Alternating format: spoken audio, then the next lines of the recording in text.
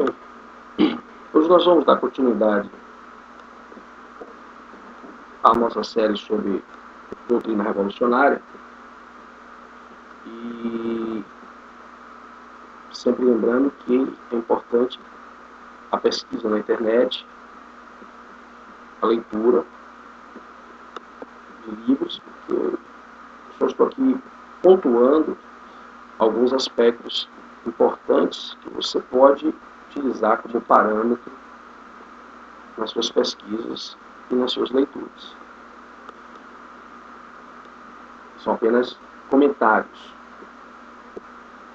E hoje eu vou detalhar para vocês algumas características exatamente do raciocínio revolucionário, para que você entenda não só um pouco da teoria revolucionária, para você entender também o que está se passando com o seu país e com o mundo.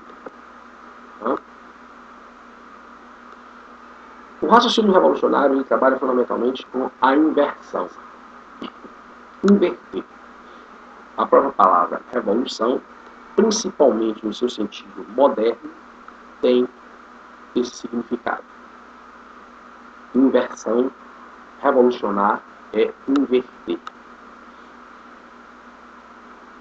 Criar uma sociedade utópica, completamente diferente. E nesse sentido, os socialismos, que têm origem no pensamento moderno, é claro que com suas raízes filosóficas bem antes da chamada Idade Moderna, mas é na modernidade que eles começam a ganhar características mais perfiladas e a partir daí começa a se tentar, através principalmente do Estado, de implantar essas teorias utópicas, como assim são chamadas, no mundo da realidade econômica e social de cada país. Quando não, todos eles trazem uma perspectiva de mundialização, de globalização. Esse termo comumente é atribuído ao liberalismo, mas as pessoas esquecem que o socialismo fascista, ou até melhor, nazi-fascista, o socialismo comunista, o socialismo fabiano, o social-democrata, todos tinham um projeto de mundialização.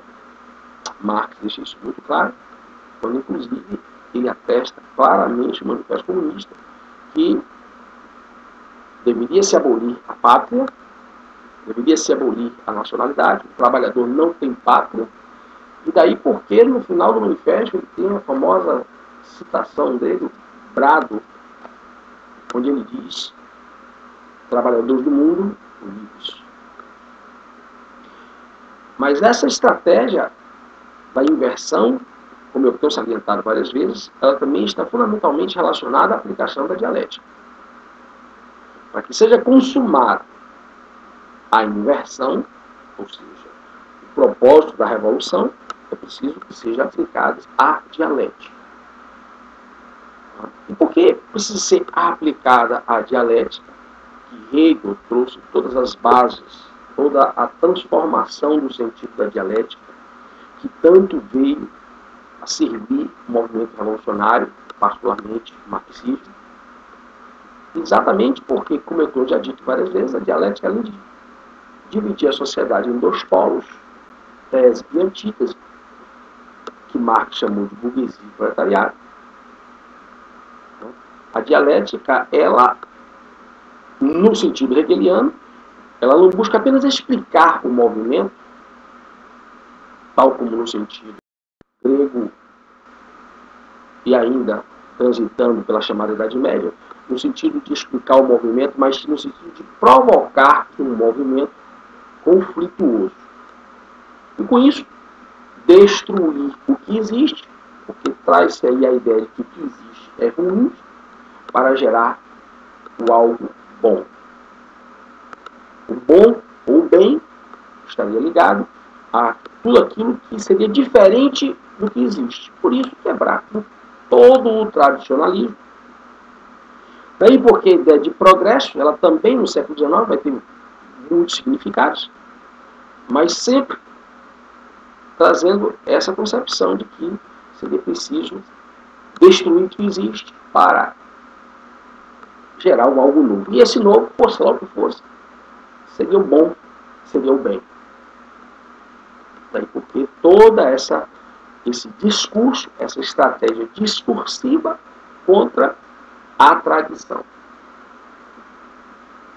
E fundamentalmente contra também o cristianismo, porque a tradição ocidental, pós-cristianismo, ela passa a ser interpretada e também influenciada pela filosofia, digamos, antes de falar de uma religião, pela filosofia cristã, pela filosofia bíblica cristã. Daí porque é importante bater na tradição e, fundamentalmente, no respaldo intelectual dessa tradição, que é o cristianismo, porque aí toda a edificação da sociedade moderna ocidental desaba, ou desabaria, que é essa pretensão. Porém, para que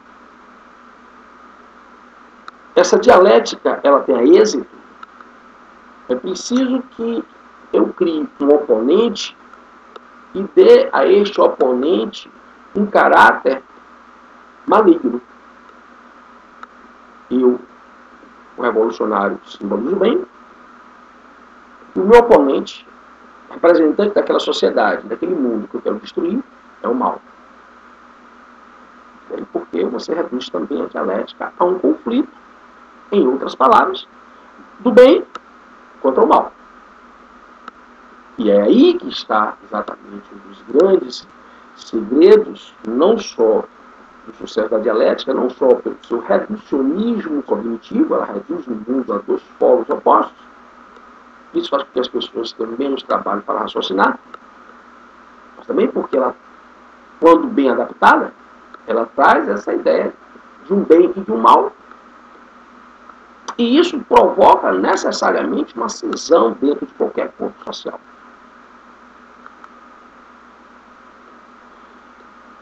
Então eu preciso criar aquele oponente, eu preciso dar àquele oponente toda uma caricatura do mal, e com isso eu vou justificar a minha violência. Com isso eu vou justificar a minha agressão ao meu oponente. Por isso é que é justificável para essas pessoas que se cuspa na cara de alguém, que se xingue alguém de qualquer coisa, de fascista, de racista, de homofóbico, de machista, isso vai criando aí tudo que pode. Tá? Pode ter um conservador, passa a ter um caráter pejorativo, tá? Como se você fosse uma pessoa antiquada, uma pessoa desatualizadíssima, né? Uma coisa assim do passado, algo deplorável. E a melhor forma de se fazer esse tipo de revolução, Marx deu a receita. Marx, no Manifesto Comunista, ele dá a receita, né, que a base da revolução estaria na revolta do chamado proletariado, mas Marx também deixa bem claro aqui, e isso depois foi muito bem utilizado pelos chamados revisionistas, quando a experiência na Itália e na Rússia, fundamentalmente, não foi muito feliz, o tal do proletariado russo não queria revolução nenhuma, nem na Itália. Então os revisionistas eles começam a reestudar a obra de Marx e encontrar quais seriam as outras formas de revolucionar, de inverter. E eles encontram, porque Marx tinha deixado muito claro aqui, destruir a família. E destruir a família, e para destruir a família você precisa atingir um outro ponto importante. Então você tira duas bases da sociedade ocidental moderna para cá, a família e a escola. Então eu preciso introduzir o discurso revolucionário na família e na escola. Eu preciso, para eu destruir a sociedade moderna, base judaico-cristã, eu preciso atingir a família, conhecidamente sua célula máter, e a escola. Porque seriam as duas origens de formação desse modelo da sociedade moderna. E de base judaico-cristã. Então Marx diz, vamos mudar o caráter da educação. Marx fala, não é o comunista que inventa a relação de sociedade e modelo educacional. O modelo educacional serve para servir uma sociedade. Não somos nós que inventamos isso. Nós vamos fazer o quê? Nós vamos inverter o caráter, mudar o caráter dessa educação. E não há nada mais interessante para você observar no Manifesto Comunista, que Marx também dá o segredo de como você revolucionar instruindo a família. Ele diz, existe um modelo de prostituição não oficial, a prostituição no sentido comum do termo, e existe a prostituição oficial. Qual é a prostituição oficial a que o senhor Karl Marx se refere naquele manifesto? A esposa. Para Marx, a esposa é uma prostituta oficial. Então não precisa muito para você entender como insuflar, através do movimento feminista, que é um movimento revolucionário, insuflar esse tipo de revolta dentro da família, tem um papel fundamental para destruir um dos principais pilares da sociedade moderna, da civilização moderna ocidental, que é a família e a escola. Por isso que eu tenho recomendado muito aos meus alunos e a você que assiste os meus vídeos o estudo desse livro, porque o Pascal Bernardin, nesse livro Maquiavel, Pedagogo, ele vai te explicar a aplicação desses ideais marxistas com outros nomes, com novas estratégias, o uso do desenvolvimento da ciência, da neurolinguística e das instituições que estão por trás da introdução desse. Inclusive, ele fala aqui da Unesco e da Unicef como instituições importantes no sentido de transformar a educação através da base marxista, que tem duas versões muito conhecidas aqui no Brasil. O sócio-cognitivo, que é o do Sr. Vygotsky, e a pedagogia do oprimido do Sr. Paulo Freire. Mudar a forma de cognição. O cognitivismo, ele muda a sua forma de cognição, muda a sua forma de pensar, porque ele introduz na sua mente a dialética revolucionária. O Paulo Freire, ele traz a própria luta de classe para a sala de aula. O professor passa a representar a burguesia, o aluno passa a representar o proletariado, e o aluno tem que se rebelar contra o conhecimento do professor, porque o conhecimento do professor é burguês, e se o aluno se permitir internalizar por esse discurso, ele está permitindo permanecer alienado. A liberdade da revolução é fugir à ideia de exploração. A sociedade tradicional é exploradora, repressora. Justifica-se então o aluno se rebelar contra o professor, os filhos se rebelarem contra seu pai, sua mãe. Justifica-se então o empregado se rebelar contra o seu patrão. Justifica-se então toda forma de rebelião. E se essa rebelião é violenta, não é culpa de quem está se rebelando, é culpa do opressor. Então eu posso ser violento. É permitido cuspir a cara de alguém, é permitido bater em alguém, é permitido destruir propriedade privada, invadir propriedade privada, é permitido fechar ruas e avenidas, porque a violência desse revolucionário é uma mera consequência da opressão O revolucionário, ele é o bem, e ele é inocente. Ele é um ser inocente. Ele é apenas induzido, conduzido, forçado a ser rebelde e agressivo. Eu espero que esteja claro para você o perigo do raciocínio revolucionário. O que você vai pesquisar na internet, pesquise, compre livros, estude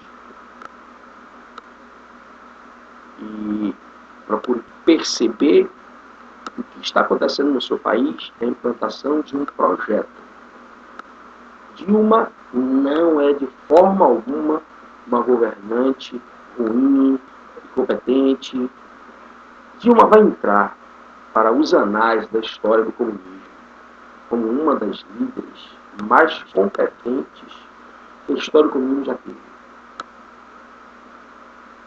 Dilma conseguiu, e o PT conseguiu destruir uma das maiores economias do mundo. Isso é um projeto. Para mim, para você, isso é incompetência, que nós estamos analisando do nosso ângulo. Mas do ângulo revolucionário, isso é sucesso. Eu disse em outros vídeos, para o revolucionário, o caos é a vitória. Há essa briga interna do partido, há essa briga de que, para eles, realmente, eles estão lutando pela democracia. Por quê? Porque o nome que eles dão à democracia hoje é no sentido da ditadura do proletariado. Então, para eles estão falando é democracia mesmo. Ditadura do proletariado, para eles, é democracia popular. Inverte-se também o sentido dos termos, que estão chamando muita atenção para isso. Inverte-se o sentido dos termos. Então, você está já com dor de consciência, porque você está achando que está lutando contra a democracia, mas não é a democracia que você pensa, a democracia que está na nossa Constituição, de um homem, um voto. A democracia liberal. Não. A democracia que eles estão se referindo é o apelido que foi dado, a partir, inclusive, da escola de Frankfurt, o apelido que foi dado à ditadura do proletariado. Então, cuidado com esta inversão própria do movimento revolucionário, porque isto é feito para induzir as pessoas a comprar essa briga, a influenciar as pessoas, a contaminar pessoas, inclusive aquelas que não são pagas por isso, que não recebem bônus revolucionário, Bolsa Revolução. Então, preste bem atenção na minha fala, pesquise sobre isso. E muito obrigado pela sua atenção.